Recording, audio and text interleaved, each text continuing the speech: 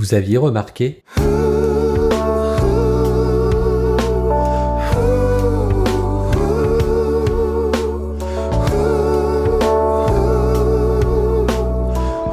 Et ça, vous l'aviez remarqué ?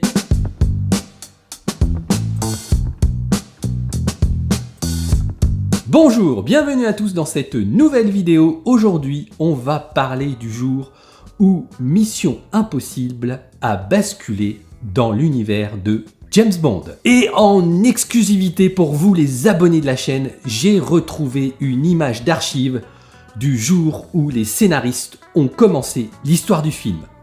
Attention, âme sensible de la saga Mission Impossible, s'abstenir. Oh my god, garbage! Et oui, on va le voir avec cette critique, le film s'éloigne bien loin de la série Mission Impossible. Est-ce un mal ? Est-ce un bien ? Je vous donnerai évidemment mon avis. Avant de me lancer dans cette critique, je vous donne quelques informations sur le film. Il aura fallu attendre 4 ans entre le premier et le deuxième opus. Ce film est sorti en 2000. Il a été réalisé par John Woo, un choix discutable, on en reparle dans la critique. Au box-office français, le film a sensiblement marché, pareil que le premier opus, avec 4 97 256 entrées. Le film a coûté 125 millions de dollars, soit 45 de plus que le premier film. Au niveau mondial, les recettes sont meilleures que le premier, avec 546 388 105 dollars. Le premier opus avait été plutôt fidèle à la série. Dans ce deuxième film, on s'en éloigne, et comme je vous le disais en introduction, on se rapproche tout doucement de la saga James Bond. Comme notre saga préférée, ce film est égocentré sur un personnage, Ethan Hunt. On est dans une dualité clairement affichée entre le bon et le méchant. La notion d'équipe, qui était un ADN de la série, est là mis totalement de côté. On pourrait calquer ce film sur plein de films de James Bond.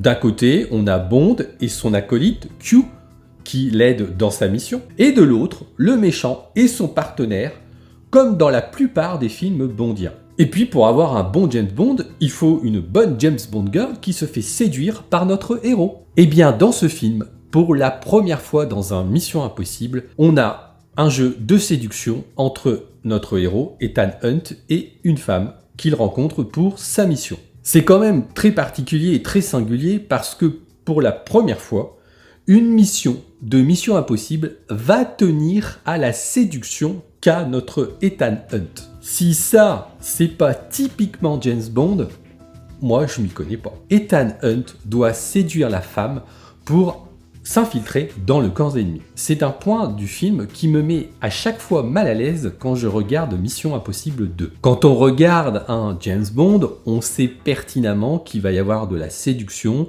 qu'on va avoir au moins une James Bond girl qui va tomber dans les bras de notre héros. Oui, mais là, on est dans Mission Impossible et franchement, ça fait bizarre de voir Ethan Hunt séduire une femme pour accomplir sa mission. Je trouve qu'il y a quelque chose de malaisant dans ce triptyque amoureux dans ce film, en fait. Je reviens au personnage d'Ethan Hunt, qui pour moi est James Bond, en gros. Clairement, dans ce film et le prochain, vous avez remarqué le point commun avec James Bond ? Ce point faible qu'on appelle les femmes ? Si ça aussi, ce n'est pas bondien, je n'y connais rien. Et puis on peut continuer comme ça le parallèle entre James et Mission Impossible 2.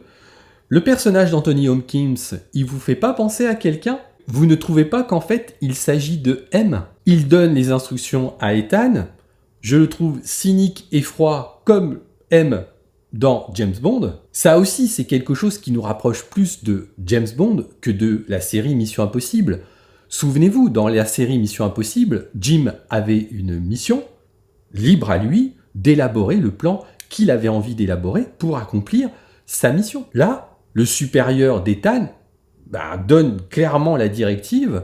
Qu'est-ce qu'il faut faire pour accomplir la mission ? Alors je vais finir ce comparatif par une scène où franchement on se dit mais c'est pas possible, ils ont poussé le bouchon jusque là. Cette scène dans le film, elle ne vous dit rien ? Si elle n'a pas été pompée sur GoldenEye qui est sorti 4 ans plus tôt, moi je dis ça, je dis rien.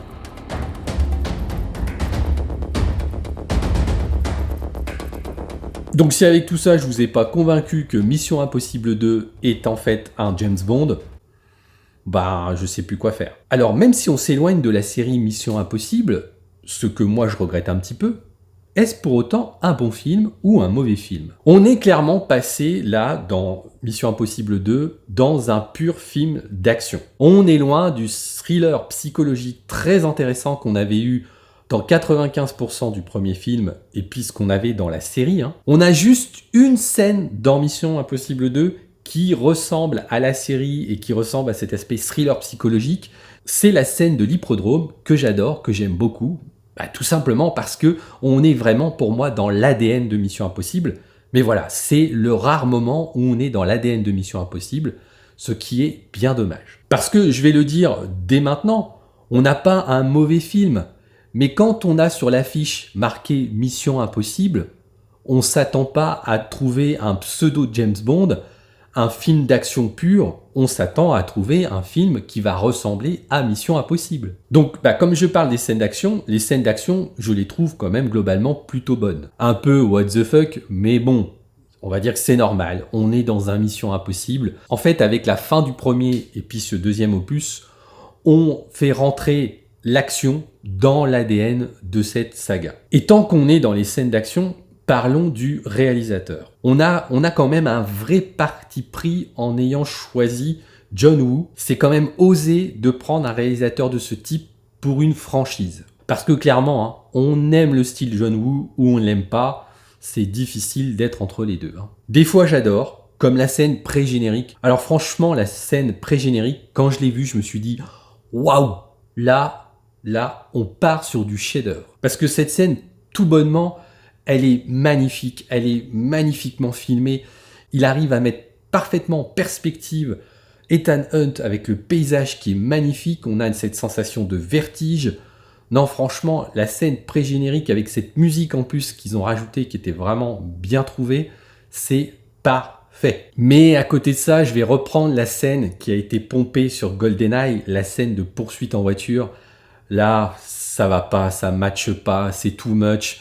Ce mélange d'action, ce mélange avec la musique, là, à ce moment-là, ça ne matche pas du tout. En plus de ça, le réalisateur veut nous faire passer de l'émotion pour vraiment se dire que Ethan et la fille sont fous amoureux et donc la fille va accepter la mission que va lui confier Ethan. Ah, ça prend pas. Cette scène d'action, elle est pas mal, mais avoir voulu rajouter ce côté sentimental à ça, ça prend pas. Ça casse justement la scène d'action. Maintenant, parlons des acteurs et on va commencer évidemment par Tom Cruise. Alors là, comment ne pas être dérouté entre le Tom Cruise qui joue Ethan Hunt dans le premier Mission Impossible et le Tom Cruise de Mission Impossible 2. Ah franchement, on a l'impression d'avoir deux personnages complètement différents. Moi, j'aimais beaucoup l'interprétation de Tom Cruise dans le premier opus. Là, dans le deuxième opus, on lui demande d'être badass. Point barre. L'interprétation de Tom Cruise dans ce film est une parenthèse dans la saga, parce que dans le 3, il va être nettement meilleur, et à partir du 4, il va trouver un rythme de croisière qui, je trouve, est très bien. Mais dans le 2, là, son côté badass, too much, James Bond, non, ça va pas, ça colle pas, j'aime pas trop. J'ai du mal à accrocher. Et puis le méchant, que dire ? C'est tout simplement le jumeau maléfique d'Ethan Hunt, en fait, avec le même point faible, les femmes. J'aime bien l'acteur, mais le personnage est pas foufou. Moi, je préfère son acolyte qui n'a pas de sentiment pour cette femme et qui, du coup, est plus crédible. Et ouais, je préfère finalement au méchant principal. Et puis, concernant le scénario, que dire ? Ils se sont quand même pas foulés. Ils ont pris le classique virus qui pourrait se propager. Il faut une intervention avec une limite de temps. Et là, la limite de temps, mais non, c'est pas crédible. Le timing de ce film n'est pas crédible. Pour rendre la chose impossible, ils mettent ça dans un temps très réduit, mais c'est pas crédible.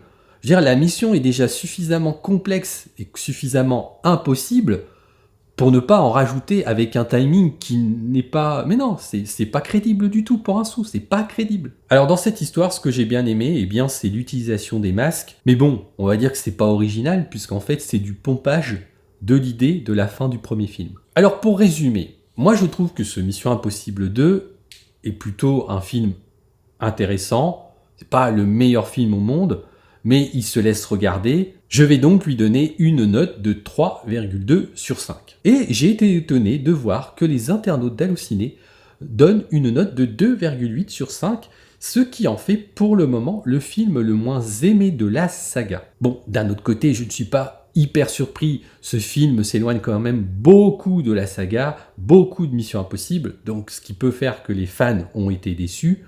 Par contre, ça reste quand même un film d'action très honorable, on passe quand même un bon moment, mais par contre, il faut enlever de la tête qu'on est dans un Mission Impossible. Et puis maintenant, si vous voulez voir le beau gâchis du premier épisode, c'est ici.